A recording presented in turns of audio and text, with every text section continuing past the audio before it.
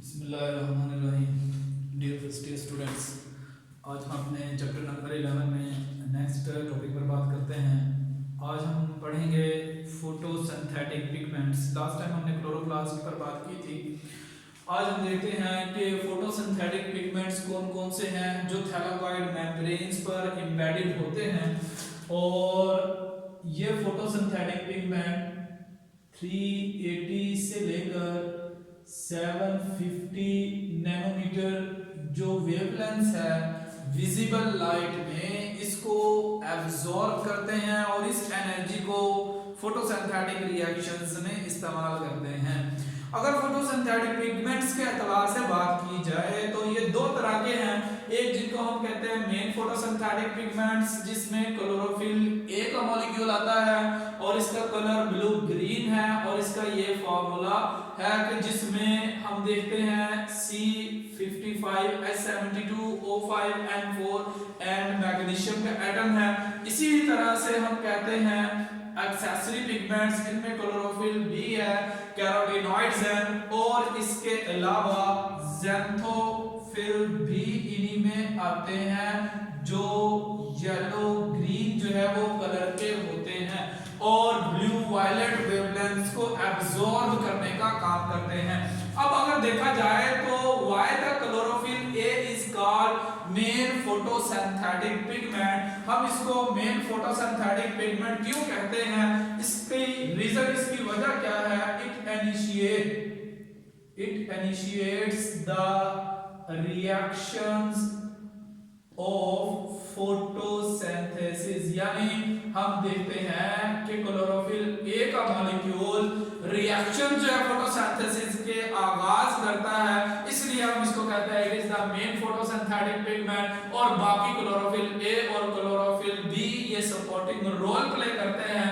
ये क्या काम करते हैं, एक्चुअल में लाइट एनर्जी को एब्जॉर्ब करते हैं और उस लाइट एनर्जी को क्लोरोफिल ए के हवाले कर देते हैं, जो क्या करता है कि इन लाइट एनर्जी को जो फोटॉन्स एब्जॉर्ब किए क्लोरोफिल बी ने, कैरोटीनॉइड्स ने, ये क्लोरोफिल ए को दे देता है और इस तरह से क्लोरोफिल ए इन दूसरे पिगमेंट्स की एब्जॉर्ब की हुई एनर्जी को भी फोटोसिंथेटिक रिएक्शंस में इस्तेमाल करता है। लिहाजा इसलिए हम इन्हें कहते हैं these are called accessory pigments. और इस क्लोरोफिल बी का फार्मूला अगर हम देखें तो C55H70 और इसके अंदर ऑक्सीजन 6 और नाइट्रोजन 4 और सेंट्रली इनमें मैग्नीशियम का एटम होता है। अभी हम इसका फार्मूला बना के देखते हैं। तो इसी तरह से कैरोटीनॉइड्स जो हैं, ये कैरोटीनॉइड्स जो है वो क्या काम करते हैं, लाइट एनर्जी को एब्जॉर्ब करते हैं और उसके अलावा ये प्रोटेक्शन भी करते हैं, protection of chlorophylls molecule from intense light. अगर बहुत तेज रोशनी हो तो उस तेज रोशनी से भी इन क्लोरोफिल के मॉलिक्यूल की हिफाजत करते हैं।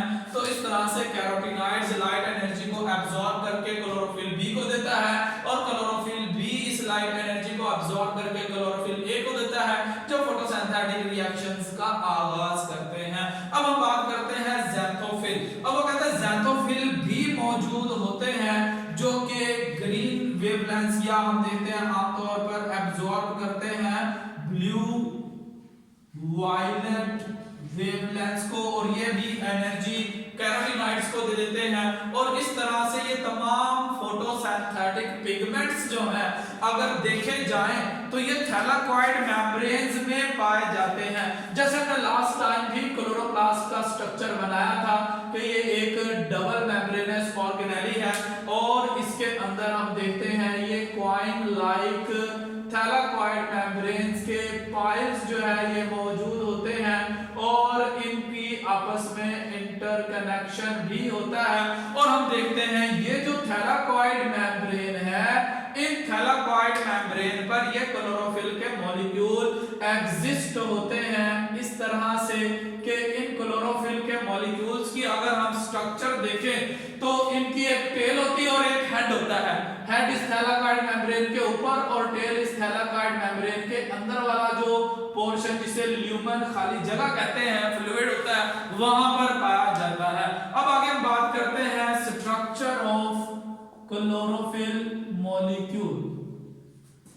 Structure of chlorophyll.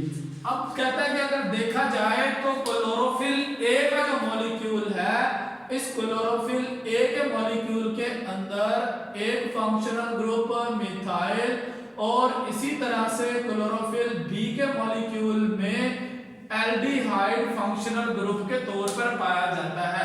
यही वजह है मिथाइल ग्रुप के आने की वजह से क्लोरोफिल ए के मॉलिक्यूल में हाइड्रोजन 72 है और एल्डिहाइड ग्रुप के आने की वजह से इस क्लोरोफिल बी में जो हाइड्रोजन है वो 70 है।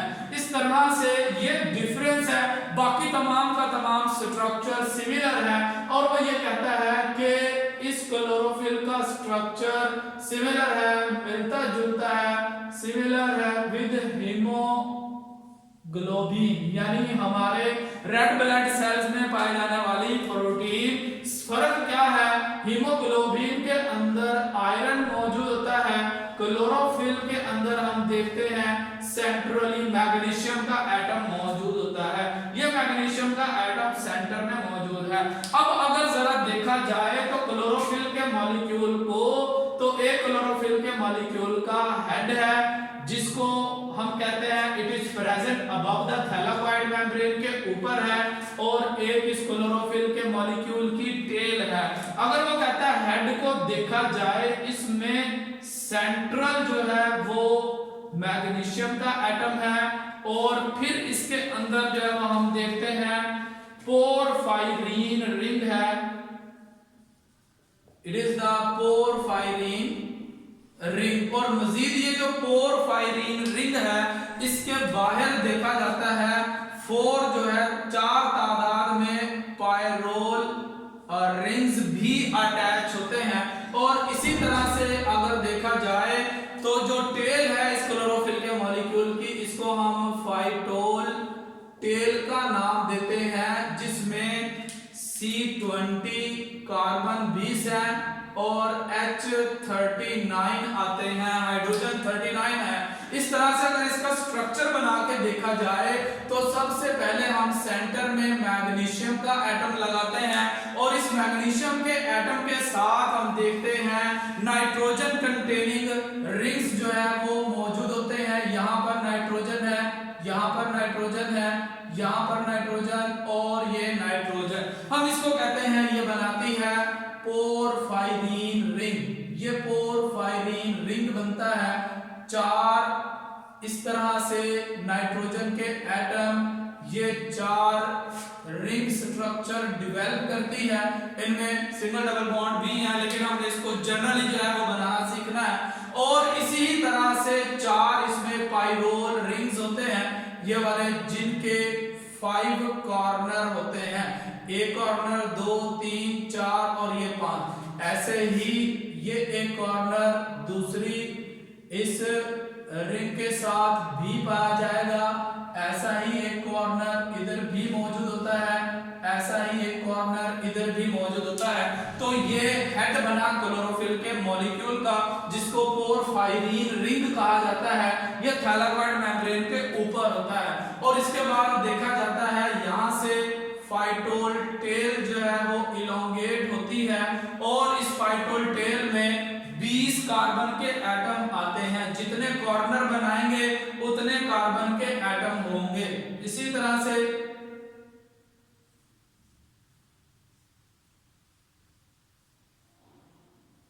इसको काउंट करके जो है वो हम बना लेते हैं, समझने के लिए हमने ये शॉर्ट करके बनाई है।